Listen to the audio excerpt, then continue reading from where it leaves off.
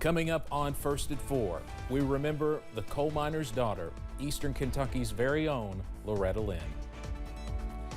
And cleanup efforts continue in the wake of Hurricane Ian.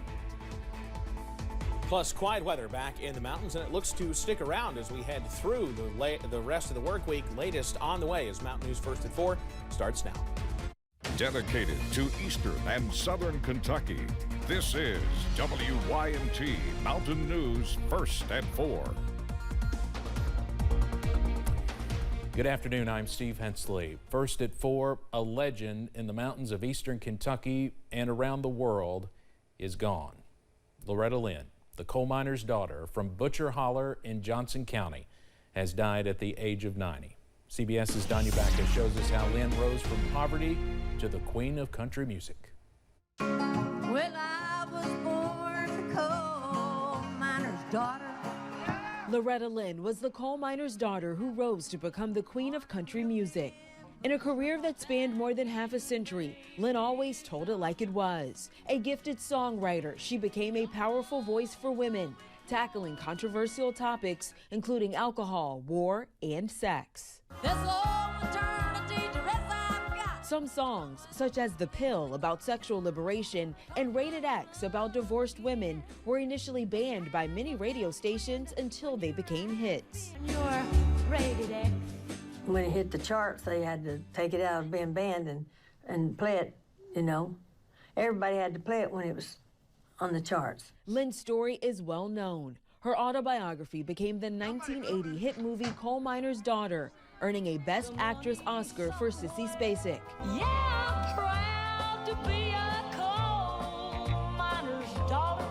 Lynn grew up in extreme poverty in Kentucky. Her sister, Crystal Gale, also became a famous singer. As a teenager, Loretta married Oliver Doolittle Lynn. The couple had 6 children together during their tumultuous marriage that lasted close to 50 years. Doo said I was going to make it, and I made it.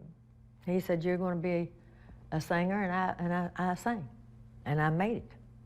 I couldn't let him down. Lynn was also known for her popular duets with Conway Twitty throughout the 70s and early 80s. During her lengthy career, Lynn received numerous accolades, including the Grammy Lifetime Achievement Award in 2010 and the Presidential Medal of Freedom in 2013. Stay with me a little bit longer. In 2018, at the age of 86, Lynn put out her 41st studio album titled Wouldn't It Be Great? For fans, the word great doesn't begin to describe her music or her legacy.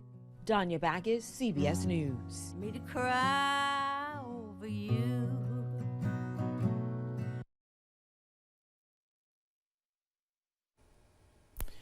In a statement, Lynn's family said she died in her sleep at her home in Hurricane Mills, Tennessee.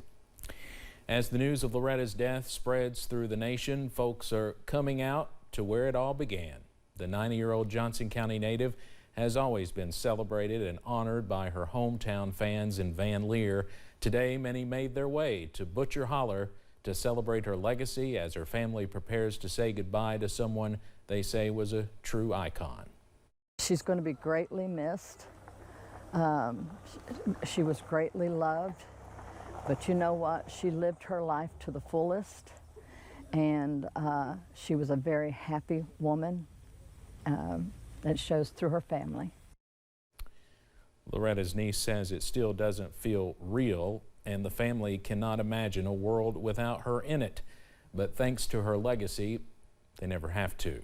We will have more coverage of the death of Loretta Lynn tonight at 5:30 and 6. Well, weather-wise around the mountains today, it's been gorgeous. We've seen plenty of sunshine around the mountains, and that will continue really as we head through the rest of the work week. A look outside at the moment. Mountain Parkway at Slay, all blue skies out there. It's not a bad day to actually do some road work with the beautiful conditions we've got. Temperatures at 70 there. Buffalo Mountain here in Perry County. Just a few high clouds sneaking in. 64. The current reading here in Perry County. How about middle and upper 60s to near 70? It feels fantastic outside with those temperatures. 70 in Somerset, 70 in London and Jacksboro, over to Jonesville, and 71 right now in Irvine. Satellite and radar composite showing a few showers across eastern West Virginia, but nothing that we have to worry about. We have seen, though, a couple of those high clouds out there today. We'll be quiet as we head through tonight. Mostly clear, temperatures down into the low 40s with calm winds, and we'll have to watch some of that patchy fog. I'll have the details on when we could see the temperatures warm up and then go right back down. That's coming up in a few minutes. Steve? All right, Evan, thank you. Nurses are one of the most important people in the healthcare world, and in a study by the American Nurses Association, it says the COVID-19 pandemic demand for nurses increased, putting them in a high-stress workplace and accelerating many registered nurses' retirements.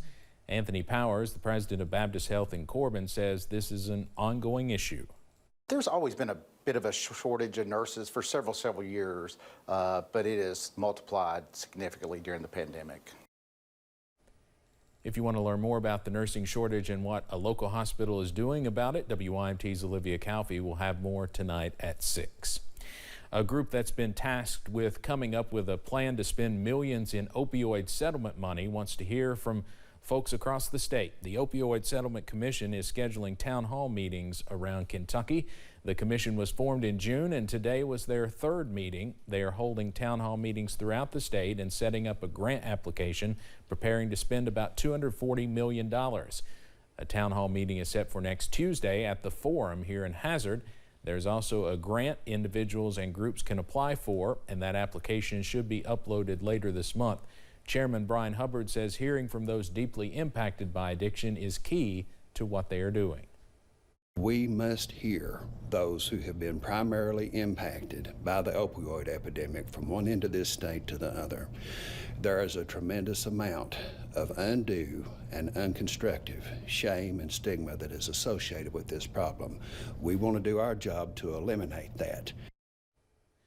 All of this comes as Kentucky continues to deal with an increase in overdose deaths and problems with addiction.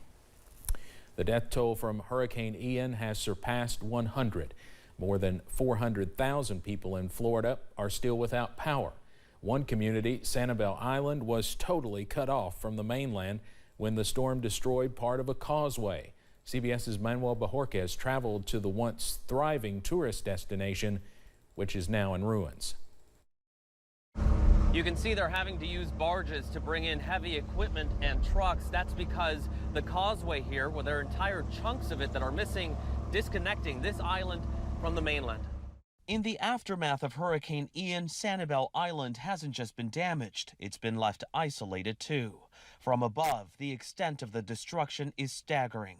Trees flattened, homes shredded, roads ripped apart by sand and mud. But from the ground, a clearer picture emerges of just how life-changing Ian has been and will be. The scenes here on Sanibel Island are almost apocalyptic. You don't see a soul in the streets. There's barely a sound here except for a few birds and some of the helicopters that are still doing rescues and bringing supplies in and out. More than 2,000 residents have been rescued and evacuated in Florida since Ian made landfall, including Lacey McClary, a local artist who was airlifted to safety from Sanibel Island. Yeah, I can't believe it. That's still here. We traveled with her across the bay over the weekend at what used to be her studio on San Carlos Island. McClary recorded the storm as it tore through her friend's house where they wrote it out. When we were on Sanibel Island, she asked us to check on her house. So unless things have moved around, I think this is her house based on all the paintings. It definitely looks like it's destroyed. As local officials sweep Sanibel Island to find survivors, some evacuees are returning to see the damage firsthand, like the Jankowskis brothers who took a boat here. Devastation is unreal. You know, it's kind of sad to see. It's horrible. I mean, you walk down these streets, you can't even recognize what streets they are. It's a tragedy, and that's all you can pretty much say. Florida officials have defended the timing of evacuation orders here in Lee County, which came less than 24 hours before the hurricane came ashore. They said those orders went into effect as soon as the storm's track put the county in the bullseye. President Biden is set to visit the area tomorrow. Manuel Bojorquez, CBS News, Fort Myers Beach, Florida. An Ohio mom who traveled to Florida to celebrate her 40th birthday was among those killed by Hurricane Ian. Nichelle Harris Miles traveled from Dayton to Fort Myers with a group of friends and family. Her mother says she was staying in a vacation rental when Ian hit. She says her daughter has been identified as a victim. The mother says she was always the life of the party, a caregiver and a loving person. Harris Miles leaves behind 2 daughters and 2 sons.